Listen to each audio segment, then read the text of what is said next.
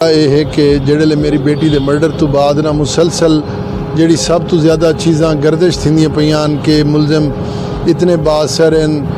मुलजिम पकड़े हुए छुट गए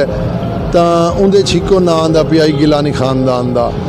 मैं 4-5 नहीं 6 नहीं उनके उत्ते कोई कमेंट ना किया। बल मैं एक जड़ा ना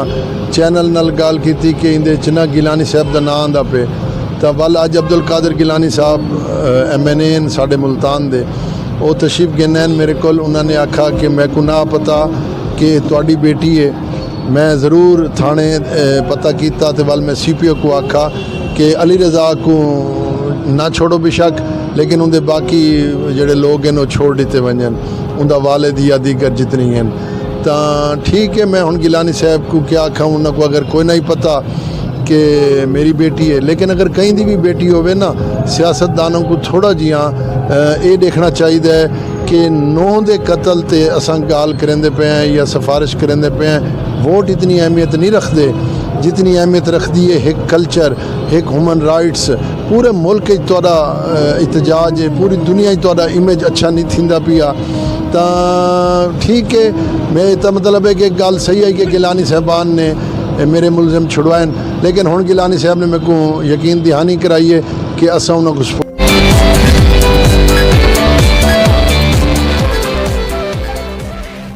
जिमें कि मैं तो दसा कि अब्दुल कादिर गिलानी साहब ने सैयद असद अब्बास शाह साहब के नाल मुलाकात की थी तो उन्होंने को जानते हैं कि अब्दुल कादिर गिलानी साहब ने क्या यकीन दहानी करवाई क्योंकि इस टाइम हुकूमत भी उन्होंने दी है मुल्तान पुलिस भी उन्होंने दी है मुल्तान इंतजामिया भी उन्होंने दी है तो क्या अक्सर जी बिस्मिल्लाहिर्रहमानिर्रहीम अल्लाहुम्मा सल्ली अला मुहम्मद व आले मुहम्मद। मैं किबला ये है कि ਜਿਹੜੇ मेरी बेटी ਦੇ मर्डर तो बाद ना मुसलसल ਜਿਹੜੀ सब तो ज़्यादा चीज़ां गर्दिश थींदियां पईयां कि मुलजिम इतने बासर मुलजिम पकड़े हुए छुट गए तो उनके छिको ना आंदा पिया गिलानी खानदान का। मैं 4-5 नहीं 6 नहीं उनके उत्ते कोई कमेंट ना किया। बल मैं एक जड़ा ना चैनल नाल गल की कि इंदे च ना गिलानी साहब का ना आंदा पे तो बल अज अब्दुल कादिर गिलानी साहब MNA साडे मुल्तान दे वो तशरीफ गिने मेरे को उन्होंने आखा कि मैं को ना पता कि तुहाडी बेटी है। मैं ज़रूर थाने पता किया तो वाल मैं CPO को आखा कि अली रज़ा को ना छोड़ो बेशक लेकिन उनके बाकी जोड़े लोग हैं वो छोड़ दिते वजन उनका वालिद या दीगर जितनी हैं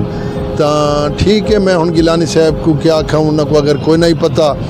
कि मेरी बेटी है लेकिन अगर कहीं की भी बेटी होवे ना सियासतदानों को थोड़ा जिहा ये देखना चाहिए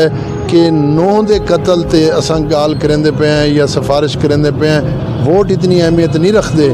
जितनी अहमियत रखती है एक कल्चर एक ह्यूमन राइट्स। पूरे मुल्क तोड़ा एहतजाज है पूरी दुनिया तोड़ा इमेज अच्छा नहीं थींदा पिया तो ठीक है। मैं तो मतलब है कि गल सही है कि गिलानी साहबान ने मेरे मुलजिम छुड़वाए लेकिन हुण गिलानी साहब ने मेरे को यकीन दहानी कराई है कि असां उन्हां को सपोर्ट कोई ना करे सो। अच्छा जी बकौल तुहाडे कि जिवें तुसां आदे पवे कि उन्होंने थाने ते फ़ोन करके आखा कि प्यू को छोड़ दो पुत्र को ना छोड़ो लेकिन वो तो तमाम दे तमाम लोग छुट गए उन्होंने को रिलीफ मिल गया और बल्कि मुल्तान भी छोड़ गए तो मतलब ये कोई एक सियासतदान वास्ते एक सियासी शख्सियत वास्ते क्योंकि गिलानी खानदान मुल्तान का एक बहुत बड़ा मोहतबर घराना है और मोहतबर घर है तो क्या समझते हो किबला उन्होंने CPO को आख्या लेकिन उन्होंने एक दा आख्या सारे दा आख्या लेकिन एक बंदा भी नहीं रहा थाने सारे ही छुट गए।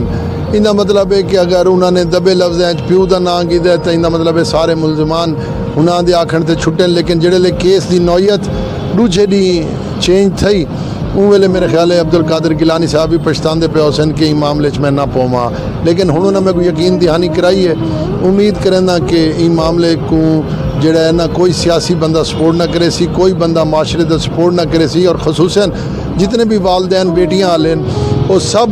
इस मामले च मुलजमान को सपोर्ट ना करे सन ताकि एक पाकिस्तान दे विच नौं वास्ते भी कानून बना वने कि नौवां कहीं चुल्हे नाल सड़ वेंदियां ससुराल कहीं गोलियां खा गिंदियां कहीं खुदकशी ज़ाहिर थी वेंदी है कहीं खामन मार दिंदा है तो इनका मतलब है ये जड़ा डोमेस्टिक वायलेंस है इनके खिलाफ पाकिस्तान एक कानून बनना चाहिए और उम्मीद करें ना कि इंशाअल्लाह इंसाफ थी सी ना कोई भी सपोर्ट ना करे सी और कैफरे किरदार तक पहुँच सन। और मेरी बेटी ने खुदकशी नहीं की थी